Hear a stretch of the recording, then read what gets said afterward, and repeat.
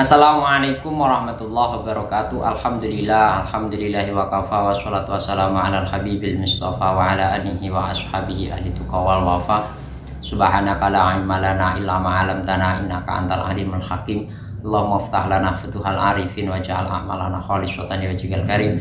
Warhamna ya arhamar rahimin rahmatan min indik rahmatan tuni bi rahmatika amma siwak amma ba'd. Pada video kali ini kami akan melanjutkan ngaji kitab Khulasatul Nurul Yakin juz 1, kitab yang membahas tentang ilmu sejarah agama Islam atau sejarah Nabi Muhammad SAW. Kitab ini dikarang oleh Syekh Umar bin Abdul Jabbar. Langsung saja kita mulai. Bismillahirrahmanirrahim. Qala musannifur rahimallahu taala wa nafa'na bihi wa bi ulumi fid dharaini amin amin ya rabbal alamin. Al aqobatu asaniyatu ai hadhihi utawi iki iku aqobah asaniyah.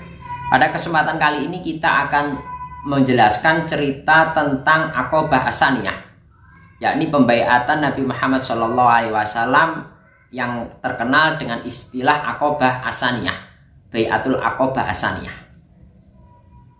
Fisanati asal isata asrota kang tetep ing dalam tahun 13 minan nubuwati kang saking diangkate Nabi Muhammad SAW dadi nabi.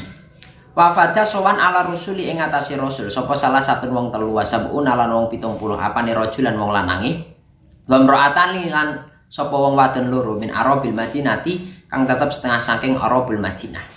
Pada tahun ke-13 setelah Nabi Muhammad SAW diangkat menjadi rasul, kira-kira di saat itu usia Rasulullah SAW adalah 53 tahun. Ada 73 orang laki-laki serta 2 orang wanita. Ini dari Arabul Madinah itu sowan atau menghadap menemui Nabi Muhammad SAW di Mekah. Cerita ini masih ada kaitannya tentang peristiwa Baiatul Aqobah Al-Ula, yang mana di saat itu Nabi Muhammad SAW membaiat 12 orang Arabul Madinah. Terus 12 orang ini masuk Islam dan menyebarkan ajaran atau syariat Nabi Muhammad SAW di daerahnya masing-masing, terkhusus daerah Madinah. Peristiwa Baiatul Aqobah Al-Ula, Bai'ah Aqobah yang pertama ini terjadi di tahun ke-12. Setahun kemudian ada lebih banyak lagi yang ingin dibaiat oleh Nabi Muhammad SAW, yang di sini tertulis 73 orang laki-laki serta 2 orang perempuan.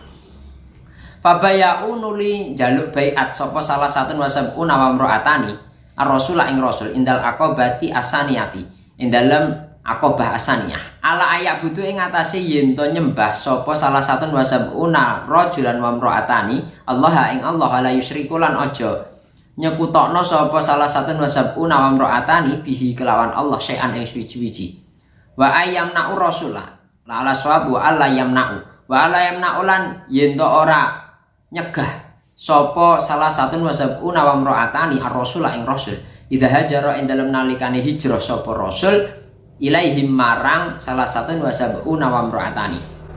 Kemudian 73 orang ini serta 2 orang wanita meminta kepada Nabi Muhammad SAW untuk dibaiat. Kemudian Nabi Muhammad SAW mengatakan kepada 75 orang ini untuk menyembah kepada Allah Subhanahu wa taala dan tidak menyekutukan Allah Subhanahu wa taala. Dan ketika Nabi Muhammad SAW hijrah ke daerah Madinah, mereka semuanya diminta untuk menerima Nabi Muhammad SAW. Suma akhrajun li keri-keri ngetokno sapa salah satu wasabun wa mraatani isna asyara ing rolas apane nakiban ketua minhum kang tetep setengah saking salah satu wasabun wa mraatani. Faqala nuli ngucap lahum marang isna asyara nakiban sapa rasul antum wukala ala qaumikum bima fihim kufala ukakafalatil hawariyin ali Isa bin Maryam wa ana kafilun ala qaumi.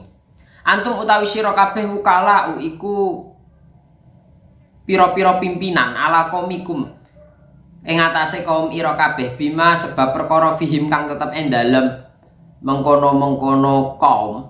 Kufala utawi pira-pira wong sing jamin kakafalatil hawariyin kaya oleh kajamin pira-pira hawariyin li Isa bin Maryam kedue Isa ibnu Maryam Wa ana utawi ingsun kafilun iku wong sing nanggung ala qaumi ing atase kaum ingsun.